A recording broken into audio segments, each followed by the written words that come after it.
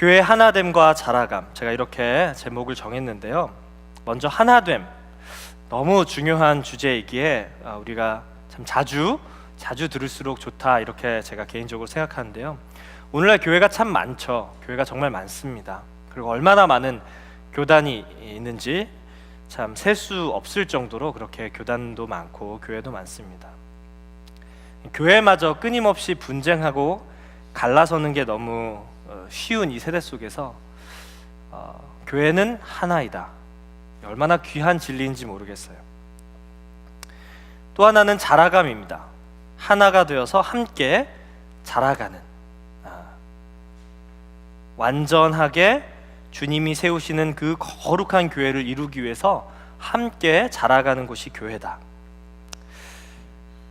교회가 참 교회답지 못하고 거룩함을 잃어갈 때 이 메시지 또한 너무나 중요한 메시지라고 생각합니다. 그래서 오늘 이 두 가지 주제를 함께 좀 나누어 보려고 합니다. 먼저 2장 11절부터 18절까지 하나됨과 자라감, 하나됨을 얘기하고 19절부터 22절까지 자라감에 대해서 말씀을 전하려고 하는데요. 구원의 관점에서 보면, 혹은 초대교회 때 인식으로 비추어 보면 세상을 구분하는 방식은 두 가지입니다. 무엇일까요? 보통 대답을 잘 안 하시죠. 유대인이냐, 헬라인이냐, 이방인이냐, 그쵸? 유대인, 이방인, 이렇게 구분했어요, 사람을. 왜 그렇게 했을까요? 구원이 이스라엘에게 먼저 주어졌고, 하나님이 그 이스라엘이라는 민족을 먼저 택하셨기 때문에, 구원은 그 이스라엘 안에만 있기 때문에 이 이스라엘, 유대인, 그리고 그 외에 다른 이방인들, 이렇게 구분을 했던 거죠. 유대인들에게 먼저 하나님이 자신이 누구신지 알리셨고, 그리고 율법을 주셨고, 하나님의 백성으로 여겨주셨습니다. 다른 말로 하면 유대인을 제외하고 이렇게 하나님을 직접 만나거나 하나님께 직접 택함을 받은 백성이 없었고, 아주 분명한 율법이나 구원의 길이 없었기 때문에 유대인들은 소위 그 선민의식, 하나님께 우리가 택함을 받았다, 우리는 모든 열방 중에 가장 거룩한 민족이다 하는 자부심이 있었겠죠. 그러다 보니 이방인들과는 식탁 교제도 하지 않고, 또 그 이방인들을 일컬어 거룩하지 못하다, 택함을 받지 못한 사람들이다, 이렇게 대하면서 우월감을 가지고 있었을 겁니다. 율법의 의라는 것이 그들에게 있었죠. 그래서 그들은 유대인 외에 다른 민족으로 세상을 구분지었습니다. 그런데 반대로 복음이 전해지고 나니 유대인들은 사실 알고 보니까 하나님의 약속도 받았고 택함도 받았지만 하나님과의 언약 관계 깨버린 사람들이에요. 실패한 사람들이라는 거죠. 그래서 이제 그리스도로 인해서 하나님의 백성이 된 이방인들이 봤을 때는 유대인들, 저 사람들 하나님과 언약 관계에서 실패한 사람들이야, 이렇게 볼 수 있겠죠. 그렇죠? 오히려 이방인들에겐 무엇이 있습니까? 믿음이 있었어요. 그리고 많은 영적 은사들이 있었습니다. 유대인들은 옛 구습, 율법의 조문이라고 하는 그 글자에 얽매여서 살아가니까 이방인들이 봤을 때는 저 유대인들 아직 덜 혼났구만, 이렇게 생각할 수 있었다는 거예요. 이 구분 어떻습니까? 괜찮은 구분인가요? 여러분이 혹시 그 시대에 살았다면 교회를 이끄는 사람들은 누가 됐으면 더 좋겠어요? 율법을 잘 아는 유대인들이 교회를 이끄는 것이 좋을까요? 아니면 믿음이 충만하고 은사가 많은, 지혜가 많은 헬라인들이 교회를 이끄는 게 더 좋을까요? 어느 쪽이 낫습니까? 그때는 그때고, 지금으로 한번 예를 들어보면은 한쪽에는 담임 목사님 아들이 있어요. 장로님 아들이 있고, 모태신앙에 막 새벽기도 매일매일 드리는 그런 집사님들, 신실하신 집사님들 있고, 한쪽에는 이제 막 예수를 믿은 그런 새신자들이 있습니다. 마음도 뜨겁고요, 인격도 아주 훌륭해서 한 10년, 20년 믿은 사람보다 훨씬 나아 보여요. 누가 더 좋은 신앙을 가졌죠? 제 질문이 어리석은 질문이죠, 그렇죠? 바울도 똑같은 얘기 지금 하고 싶은 겁니다. 그래서 한번 11절, 12절을 한번 읽어볼까요? 읽어보겠습니다. 그러므로 기억해 보십시오. 여러분은 육신적으로는 이방 사람들이었고 육체에 행한 할례를 받은 사람이라고 불리는 사람들에게 할례를 받지 않은 사람으로 불리는 사람들이었습니다. 그 당시 여러분은 그리스도 밖에 있었고 이스라엘 백성으로부터 제외된 사람들이며 약속의 언약들에 대해 생소한 사람들이며 세상에서 소망도 없고 하나님도 없는 사람들이었습니다. 에베소 지역 그리고 그 지역 소아시아 지역에 누가 더 많았을까요? 당연히 이방인들이 훨씬 많았어요. 당연히 이방인들이 훨씬 많았는데 그들에 대해서 이렇게 얘기하고 있습니다. 여러분들, 이방인들은 사실 그리스도 밖에 있었고 그리스도 없이 있었던 그때에 할례라고 하는 구원받은 표도 없었고 언약도 없었고 그저 이방인 외인이라 불렸다. 소망도 하나님도 없는 사람들이었다. 그러니 여러분들 사실 자랑할 거 하나 없습니다. 이 얘기 하고 싶은 겁니다. 그럼 반대로 유대인은 어떻죠? 15절 상반절에 한번 볼까요? 제가 읽겠습니다. 조문으로 된 계명의 율법을 폐하셨습니다. 율법이 필요가 없어요. 율법을 지킬 필요가 없습니다. 구원을 얻기 위해서 율법이 핵심적인 사항이 아니에요. 할례가 핵심적인 사항이 아닙니다. 자랑할 것이 없습니다.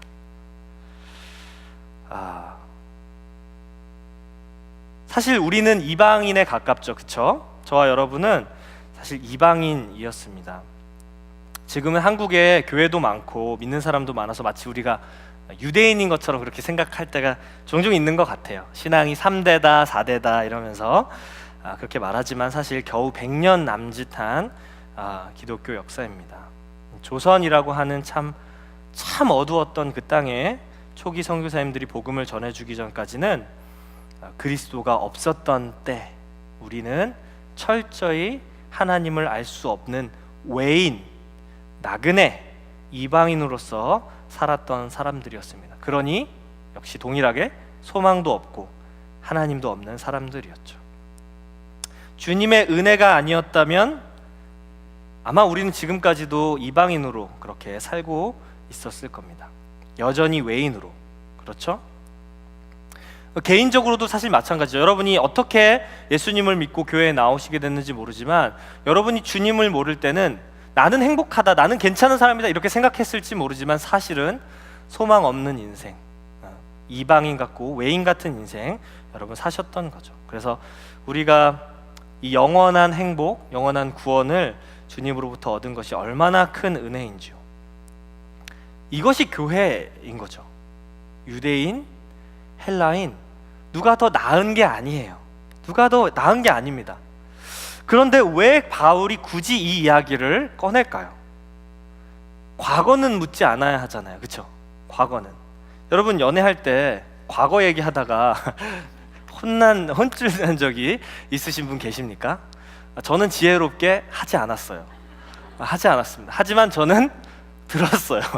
저희 와이프의 과거 얘기를 제가 훨씬 유리한 거죠. 예. 입을 잘 봉했습니다. 안 하는 게, 과거 얘기는 안 하는 게 좋은데 굳이 바울은 왜 이 얘기를 하는 걸까요? 여러분은 외인이었습니다. 여러분 이방인이었습니다. 소망도 없고 할례 받은 자들에게 할례 없는 자라고 여겨질 정도로 여러분은 사실은 이 구원과 상관없는 사람들이었다는 것을 왜 얘기할까요?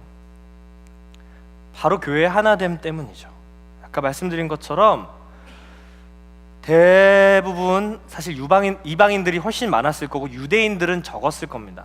그러나 유대인들을 무시할 수 없는 건 그들이 하나님의 말씀을 훨씬 더 잘 알 수 있었기 때문이겠죠. 그런데 이 유대인이라고 하는, 또 이방인이라고 하는 이 타이틀 때문에, 이 구분 때문에 교회가 하나가 되지 않는 거예요. 큰 장벽이 거기 있습니다. 유대인과 이방인 이 구분이 이제 없다. 갈라디아에서도 명백하게 기록되어 있죠. 유대인, 헬라인, 자유자나 종이나 남자나 여자나 그리스도 안에서 이제 하나요. 그 구분은 없어졌는데 여전히 교회 안에 이러한 구분들이 있어서 하나가 안 되는 거죠. 가장 중심적으로 복음이 시작됐던 그 예루살렘 교회, 그리고 그 예루살렘 교회 주변에 이제 계속 복음이 퍼져나가면서 로마도, 그리고 위쪽 갈라디아 소아시아 지방 에베소 지역, 그리고 아프리카 북부까지 쭉 복음이 전해지던 그 상황 속에서 바울이 가장 걱정했던, 근심했던 부분은 이 교회의 하나됨이었습니다. 교회가 갈라지고 찢어지기 시작하는 순간 교회는 서서히 그 힘을 잃게 되기 때문이죠.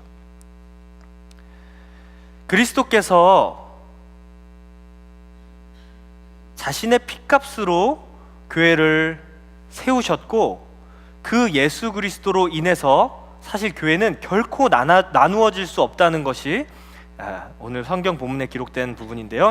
함께 13절부터 16절까지 읽어볼까요? 13절부터 16절까지 한 목소리로 좀 읽었으면 좋겠습니다. 시작. 그러나 그때는 하나님께서 멀리 떨어져 있던 여러분이 이제는 그리스도 예수 안에서 그리스도의 피로 가까워졌습니다.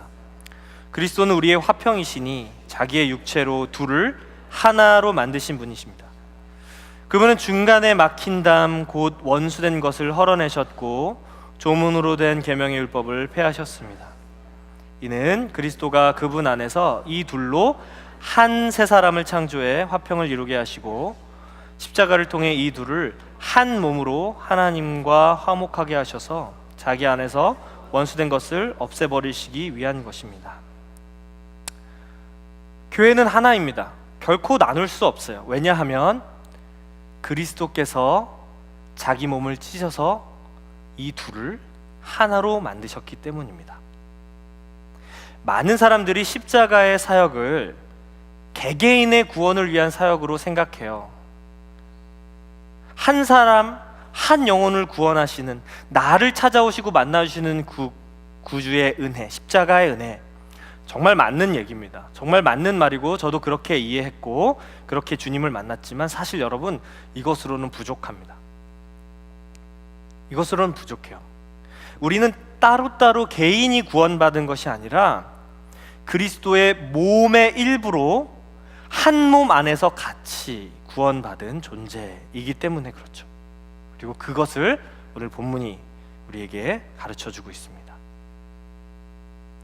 방금 읽은 본문을 보면 하나, 한이라고 하는 이 단어가, 수사가 계속 반복되죠. 14절 보시면 둘을 하나로 만드셨다. 이 둘은 뭐죠? 유대인과 이방인. 15절 둘로 한 새 사람, 한 새 인류, 새 아담을 만드셨다. 16절에도 마찬가지로요. 이 둘을 한 몸으로 만드셨다. 그래서 하나님과 화목하게 하셨다. 각 절마다 강조되는 것이 바로 하나입니다. 하나. 십자가에서 예수님께서 자신의 몸을 찢으신 그 사역은 모든 원수로 여기는 담들, 그 장벽을 허무셨던 사역이었던 거죠. 유대인, 이방인 이렇게 구분짓기를 좋아하는 세상 속에서 나눠짐이 없이 새 한 인류, 새 아담을 창조해내는 비전이 바로 그 사역에 있었던 것이죠.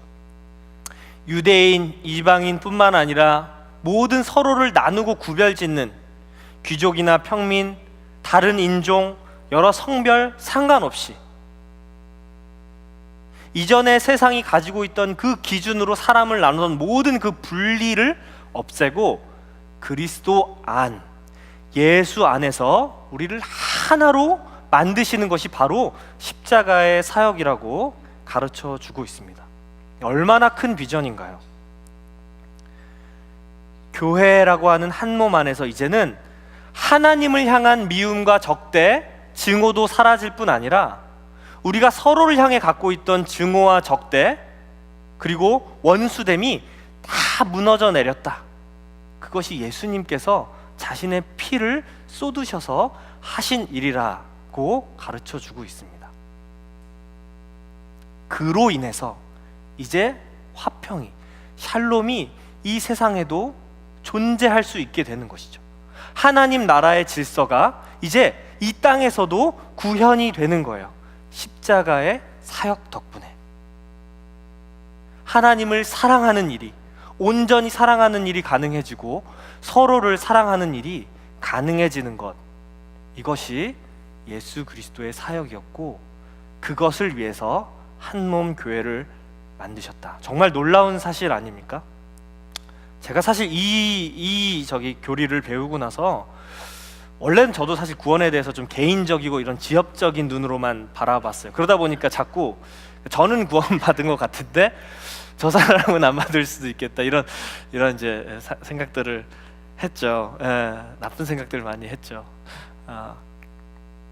개인적으로 하나님을 이렇게 만나서 그 개인의 관계가 너무 중요하다, 이거에 이제 초점이 맞춰지니까 사실 전체 교회를 볼 수 있는 눈이 저에게 없었던 거예요. 그러나 이 본문 통해서 교회는 사실 우주적이고요, 이 우주적인 교회론이 너무나 중요하고 우리의 신앙을 굳건하게 해줍니다. 많은 젊은 사람들이요, 교회를 못 찾아요.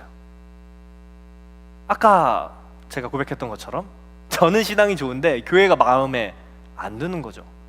너무 아무것도 모르고 하는 소린데 정말 그렇게 생각을 하는 거죠.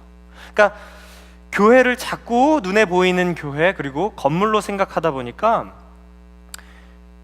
우리가 사실 교회 안에서 구원받았다는 인식을 하지 못하게 되고, 그러다 보니까 자연스럽게 자기는 신앙이 좋은데 교회를 멀리하고 안 나가게 되는 그런 젊은 친구들 제가 너무 많이 봤습니다. 너무 많이 봤어요. 그러니까 신앙이 있으니까 열심을 내고 교회를 찾고 교회를 이렇게 다니다 보다 여기는 뭐가 좋다, 여기는 뭐가 좋다, 여기는 뭐가 나쁘다, 그러니까 자기 마음에 완전히 100% 마음에 드는 교회는 못 찾는 거예요. 당연히 못 찾죠. 그런 교회는 없어요. 그런 교회는 없습니다. 저도 제가 교회를 많이 다니는 건 아니지만 교회를 다녀보면요, 그 교회가 가진 고유한 장점들이 있고요, 부족한 점들이 있어요. 왜요? 우리 몸이 그렇잖아요. 우리가 살아가는 삶이 그렇잖아요. 당연한 건데 구원의 관점을 개인으로 끌어당겨서 보니까 교회가 마음에 안 드는 것이죠. 근데 출발점부터가 잘못되어 있는 거죠. 출발점부터가 잘못되어 있는 겁니다. 신앙생활은요, 절대 혼자 할 수 없습니다. 내가 하나로, 한 몸으로 부르심을 받았구나. 내가 이제는 이 화평을 이루는 질서 안에서 그 화평을 이루는 삶을 공동체를 통해서 배워야 하고 그 한 몸에 연합되어야 한다는, 이게 이제 중요한 거고, 이걸 깨달아야 하는데 이것을 볼 수 있는 눈이 없으니까 자꾸 개인의 신앙, 내가 하나님을 많이 사랑하는 것이 곧 신앙이 좋은 것처럼 착각하는 그런 젊은 친구들을 많이 봐서 공동체에 들어가야 된다, 를 제가 그렇게 권면했습니다. 보이지 않지만 한 몸으로 부르신 그 몸된 교회를 우리가 봐야 합니다. 그걸 봐야 해요. 그래야 내 마음에 조금 마음에 안 들고 나랑 조금 성향이 다르고 그런 사람들일지라도 저분도 이 몸 안에 있구나, 그렇게 깨달으면서 우리가 더 성숙한, 정말 주님이 기뻐하시는 모습으로 변화되어 가는 거죠. 그리스도께서는 멀리 있는 이방인을 위해서도 오셨지만 사실 가까이 있는 그 유대인을 위해서도 오셨습니다. 왜냐하면 모두에게 이 샬롬의 평화가 필요하기 때문이죠. 한 성령 안에서 아버지께로 나아갈 수 있는 그 몸은 완전한 평화 가운데 있는 주님의 몸밖에는 없는 것이죠.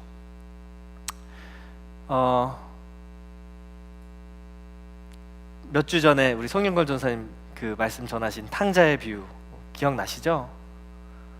사실은 집 나간 탕자, 둘째 아들이 탕자인 것 같지만 집 안에 있는 맏아들 또 탕자예요. 잃어버린 아들입니다. 주님을 전혀 몰라, 자기 아버지를 전혀 모르는 것이죠.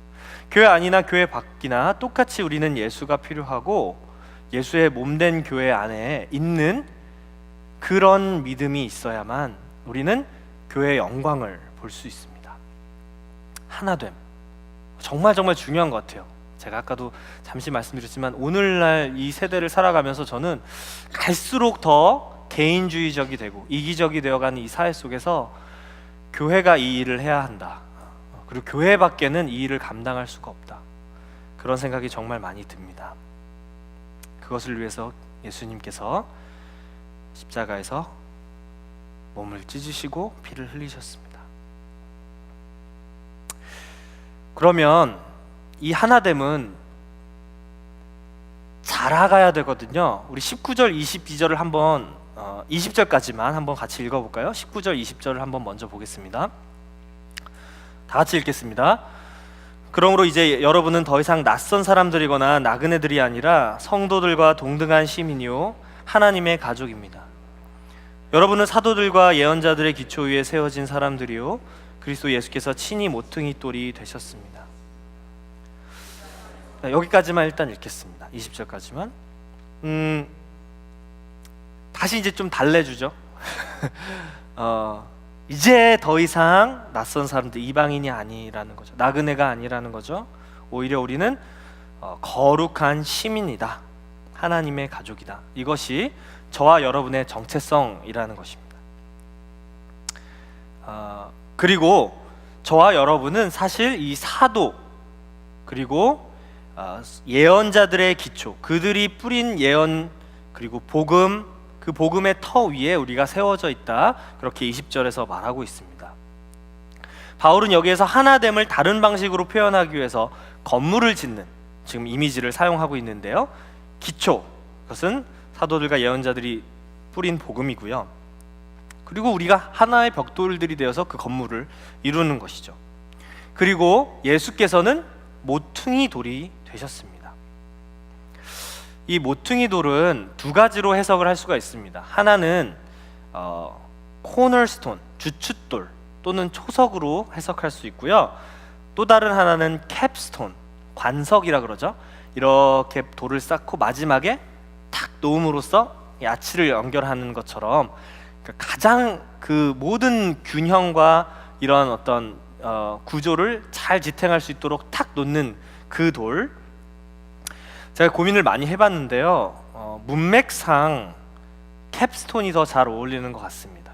캡스톤, 관석이요. 두 가지 이유 때문인데요. 첫째는 이 정점이라는 의미가 예수님이 머리가 되신다. 그러니까 건물의 가장 정점으로서 머리로서 예수님이 계신다. 이게 연결이 좀 잘 되고 그 건물을 완성시키는 그 극치라는 표현이 여기서 예수님의 역할과 좀 비슷한 역할을 하는 것 같고요. 둘째로는 바로 앞에 그 기초는 누구라고요? 사도들과 예언자들의 기초라고 이렇게 표현되어 있죠.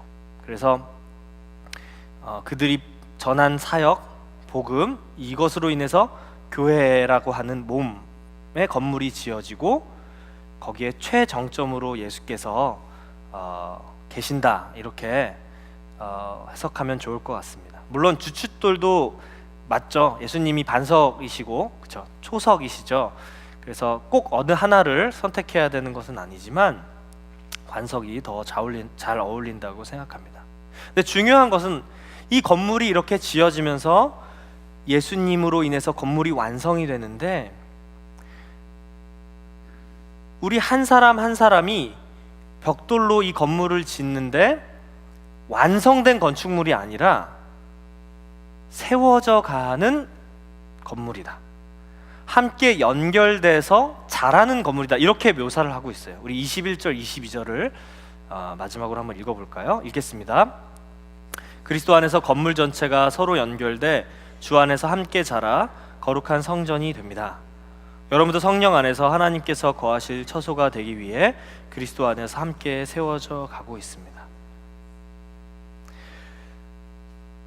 마치 생명이 있는 건물처럼 우리가 같이 연합해서 이렇게 끼어져 맞춰져서 자라가야 한다고 그렇게 말하고 있습니다. 하나됨과 동시에 자라감을 통해서 온전해지는 곳이 바로 교회라는 것이죠. 하나님께서 거룩하시기에 하나님이 계시는 곳도 당연히 거룩해야 하죠.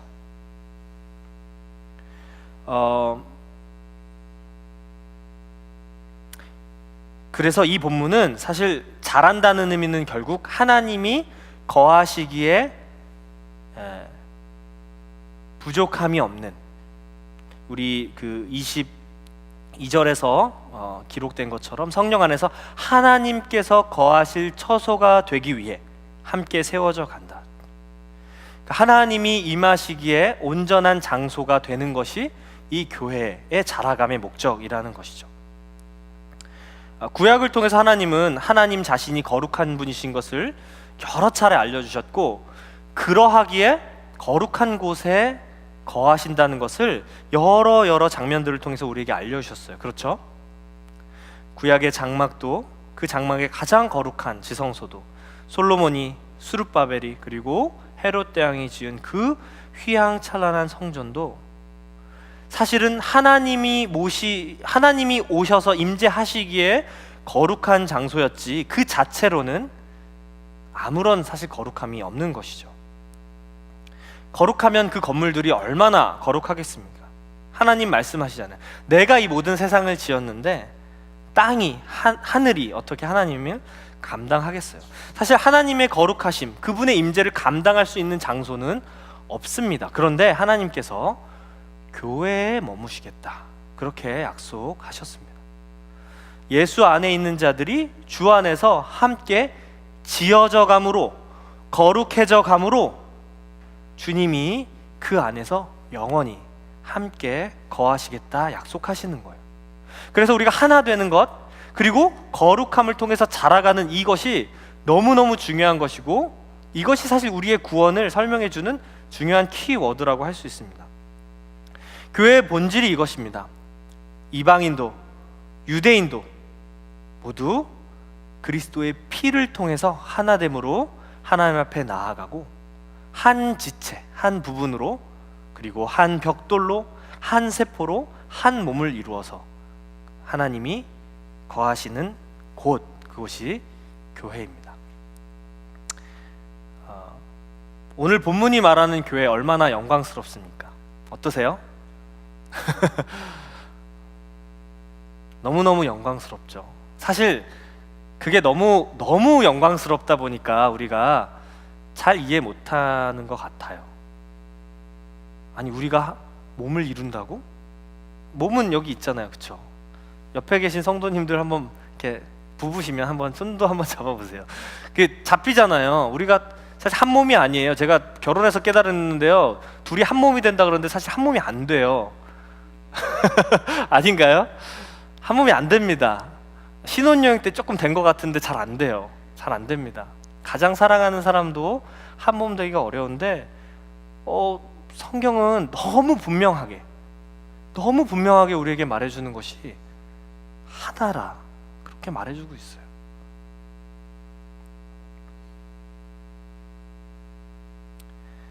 그런데 오늘 사실 교회가 어떻죠?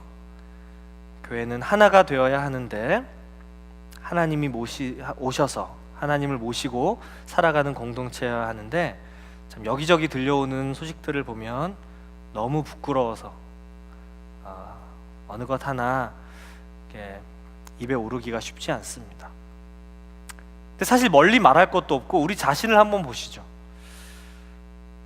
우리는 정말 하나됨을 누리며 거룩함을 덧입으며 자라가고 있습니까? 우리 안에 하나님이 거하실 만한 그런 어떤 거룩함이 있는가? 우리 한번 생각해 봅시다. 정직하게 한번 물어봅시다. 정말 우리 안에 이 새로운 창조 질서가 있어서 화평을 이뤄내고 주님의 몸을 이루면서 우리가 살아갑니까?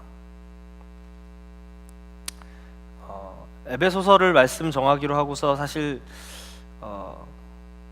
감사했던 부분은 저에게 가장 큰 고민 중에 하나가 이 교회였기 때문에 그렇습니다. 수차례 말씀드렸지만 교회에서 이렇게 자라고 어쩔 수 없이 교회에서 살고 또 목사의 아들로 이렇게 지내면서 사실 교회라는 울타리를 벗어나 본 적은 저희 거의 없어요. 거의 없습니다. 주일 예배 이렇게 가지 못했던 경우가 한 번 정도, 두 번 정도, 군대 가서 선임들이 거의 잡아먹으려고 그래가지고요, 혼자 예배 드렸어요. 혼자 속으로 사도신경하고 말씀 한두 절 읽고 혼자 예배 드린 적이 있는데, 교회 울타리를 사실 벗어나본 적이 거의 없습니다. 근데 그게 문제였던 거예요. 그게 문제였어요. 교회 안에 있는데 아까 맏아들처럼 제가 교회를 너무 모르는 거예요. 교회를 너무 몰라요. 자꾸 사람의 모임 같아요. 아버지가 목사님이니까 아버지가 결정하면 교회가 이렇게 진행되는 것 같고, 집사님들 막 회의하고 하다 보면은 또 혈기 부리시고 그러면 이게 뭔가 교회가 너무 사람의 모임 같은 거예요. 사람이 결정하고 운영하는 단체 같다는 생각이 참 많이 들었습니다. 교회 하나 되며, 제가 말씀드렸잖아요. 저 아내랑도 하나됨을 잘 못 이뤄봤는데 제가 교회 하나됨을 받겠습니까? 어려서부터 이렇게 자랐지만 교회가 분위기가 좋아서 하나가 되려다 보면 이런 사건 저런 사건 이렇게 나서 꼭 싸움이 있고 하나됨 잘 못 봤습니다. 때로는 그러다 보니까 냉소적이 돼가지고요, 하나됨이란 걸 믿지 않게 된 거예요. 하나되는 건 없다. 적당히 잘 지내고 싸우지 않으면 그러면 좋은 교회지, 이렇게 제 스스로 생각을 많이 했어요. 자라감, 교회가 날마다 거룩해진다. 여러분, 가장 거룩할 때가 언제죠? 개척하고 개척하고 한 6개월, 1년은 막 열심을 내고 신앙생활 하지만 오래된 교회일수록 사실 힘을 잃어가는 교회들이 너무 많습니다. 성경은 분명하게 그 교회의 영광에 대해서 얘기하고 있는데 제가 속한 교회에서는 그것들을 잘 보지 못하기에 고민이 참 많았습니다. 물론 다른 점이 많죠. 그런데 사랑하는 우리 나자심 교회 성도 여러분, 바울이 1장에서 우리를 위해서 기도한 것처럼 우리에게 지혜와 계시의 영이 부어져서 눈이 떠지면 주님의 몸된 교회가 보입니다. 그때 교회는 정말 다르게 보여요. 건물로 보이지 않습니다. 사람의 모임으로 보이지 않아요. 그리고 2장에서 우리가 본 것처럼 믿음이 주어지면, 지금 제가 말씀을 전하고 있지만 사람의 말씀으로 전해지지 않는 것이죠. 눈이 떠지면 진짜 교회가 보이고 진짜 세상이 보입니다. 그 눈으로 세상을 한번 보십시오. 세상은요, 교회는 그래도 우리가 서로 사랑하고 주님의 은혜를 구하고 하지만 세상은 보십시오, 적자생존입니다. 끝없이 우열을 나누고 더 나은 사람, 덜 나은 사람, 못난 사람을 나누고 돈 많이 버는 사람, 덜 버는 사람, 못 버는 사람, 그렇게 나누고 똑똑한 사람, 똑똑하지 않은 사람, 끊임없이 층을 나누면서 끊임없이 불행해 갑니다. 마음에 사람이 안 맞으면 버리라고 가르칩니다. 단절된 그런 삶 속에서 자기만의 행복만을 추구하고 자기 만족만을 채우고 그것이 최고라고 가르칩니다. 그래서 이게 얼마나 뿌리 깊게 우리 안에 파고드는지 교회 안에서도 이런 세상의 룰들이, 세상의 질서들이 일하게 되는 것이죠. 그러나 그것은 교회가 불완전해서가 아니라 이 세상이 악하고 교회가 세상에 있기 때문에 그렇습니다. 주님이 보고 계시는 그 몸된 교회는 완전하고 이것과 전혀 다르겠죠. 교회 안에 있으면, 주 안에 있으면 우리는 이 세상이 가져다주는 나눔, 분리, 적대, 이런 것들로부터 몸부림치면서 주님을 바라보게 됩니다. 선한 양심을 주님께서 계속 일깨워 주시기 때문에 가지고 씨름하고 기도하게 되는 것이죠. 성령의 인도하심이 있기 때문에 넘어지지 않는 것입니다. 용서가 있고 죄 사함이 있는 것입니다. 교회 안에서는 여전히 변하지 않을 것 같은 그런 사람들이 변하는 일이 일어납니다. 좋은 예가 바로 여기 있습니다. 문득 그런 생각 드시지 않습니까? 교회 밖에 있었다면 우리가 어땠을까? 저는 가끔씩 정말 소스라치게 놀랍니다. 제가 주님을 정말 진실하게 만나고 따르지 않았다면 어떤 방식으로 우리 가정을 섬겼을까? 어떤 방식으로 내 삶을 살아갔을까 했을 때 사실 정말 놀랄 때가 너무 많아요. 너무 두려울 때가 많습니다. 그런데 정말 지금 저는 고백하지 않을 수 없는 것이요, 그 몸된 교회의 한 부분으로서 주님이 머리 되시고, 그리고 그 주님을 따라가다 보니, 그 길을 가보니까요, 주님이 도와주세요. 거룩함을 덧입혀 주세요. 그걸 사모하게 하시고요, 그렇게 내가 변했을 때 기쁨을 누리게 해 주십니다. 제가 어려서 신앙이 부족해서 몰랐던 것 뿐이지, 하나님은 하나님의 일을 해 가시고 그 교회를 완성시켜 가십니다. 그리스도를 머리로 해서 계속 하나 되게 우리를 연합시켜 주시고, 우리가 그 몸에서 떨어져 나가지 않도록 은혜 주시는 분이 우리 주님이십니다. 이것을 맛보시고 경험하시길 바랍니다. 우리 낮아짐 교회 안에 이 하나됨과 자라감 정말 경험하는 저와 여러분 되기를 너무나 바라요. 여러분, 실망하지 마십시오. 자신의 모습에, 또는 타인의 모습에, 교회의 모습에, 담임 목사님 모습에, 또는 저희 같은 사역자들 모습에 실망하지 마십시오. 하나님이 반드시 우리를 계속 다듬고 변화시키실 거예요. 실망하실 때마다 기억하십시오. 우리가 어떤 존재였는지. 우리는 소망 없는 자들이었습니다. 그런 우리를 불러주셨어요. 누구 하나 자랑할 수 없어요. 누구 하나 내가 목사의 아들이다, 장로의 아들이다, 3대째 신앙을 갖다 자랑할 수 없습니다. 내가 직분을 가졌다, 내가 신앙생활 오래 했다 자랑할 수 없습니다. 내가 신앙생활은 짧지만 불같은 믿음이 있다, 전도 많이 했다 자랑할 수 없습니다. 우리는 거저 은혜로 주님의 몸이 되어서 화평을 이루어가고 하나님 앞에 나아가는 존재들입니다. 한 몸입니다. 한 몸입니다. 여러분의 삶에 이 하나됨과 자라감 보는 그날 꼭 있으시기를 주님의 이름으로 축복합니다. 같이 기도할까요? 말씀 붙들고 좀 기도하길 원합니다.